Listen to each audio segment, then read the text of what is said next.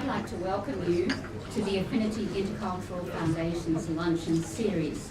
My name is Rosemary Johnston. I'm a Professor of Education and Culture at UTS, and I'm the Director of the International Research Centre for Youth Futures. And I'm also a member of the Affinity Board and have been for a little while. I would like to respectfully acknowledge the Gadigal people of the Eora Nation as traditional owners and custodians of the land on which we stand, and we pay our respect now to elders past and present. Welcome to you all. For those of you who are at an Affinity event for the first time, allow me to briefly introduce the organisation, and it's a wonderful organisation that I've been very proud to be a part of for a little while. Affinity was formed by a group of young Australian Muslims in 2000 and incorporated in 2001. Their aim is to promote multiculturalism and interfaith dialogue by building bridges between different parts of society. That is why they organise events such as this luncheon. Since its establishment, Affinity has organised international study tours, and I've been on one of them, academic conferences, and I think I've been to a part of one, cultural exhibitions, Ramadan iftar dinners, and I've been to those, and government-sponsored projects amongst many other activities.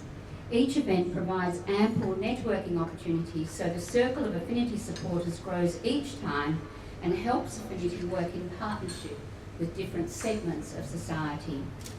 Today, this is a very special event, welcoming two extremely influential members of the media, Michael Ebeid and George Danican. May I introduce the MC of today's program. He's very quiet, stay there for a second. On cue, yeah. Let me tell you a little bit about George.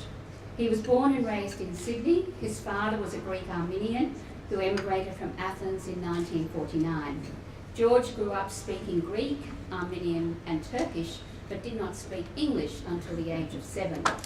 He began his media career in radio 4am in far north Queensland, then 2WL in Wollongong.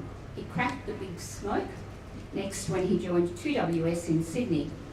1980, George commenced his television career when he was chosen to be the inaugural anchor for the World News Programme on Channel 28, which transmitted simultaneously to Melbourne and Sydney. And he became the anchor of the much acclaimed SBS World News for the next 8.5 years. George decided to test himself in the commercial world in 1988 when he was wooed to the Nine network by the legendary Sam Chisholm. He presented the National 9 Morning News, the iconic Wide World of Sports, the top-rated Coast to Coast show with the King Graham Kennedy, and of course the Today Show with George Negus and Liz Hayes before leaving to join Channel 10. Bit of an adventure, isn't it? In 2012, he left Channel 10 to set up his own media company, Danican Media. Sporting highlights, he was part of Nine Network's State of Origin Rugby League. I can't say I've seen you in all these things, I'm really sorry. That's the one thing I can't claim. It was in colour too. It was in colour. The 1990 Football World Cup in Italy, the 2000 Sydney Olympics, which I did see, and the 2003 Rugby World Cup. In 2004, he was elected as the president of the 4-time national champions South Melbourne Football Club. He's an ambassador for SBS. He's a Carlton AFL member and a special club ambassador for Melbourne Heart Football Club, the new owners of Melbourne Heart. He's also a love of language ambassador, and that's my favourite thing, for the state government of Victoria. Would you please welcome George Danican to the stage?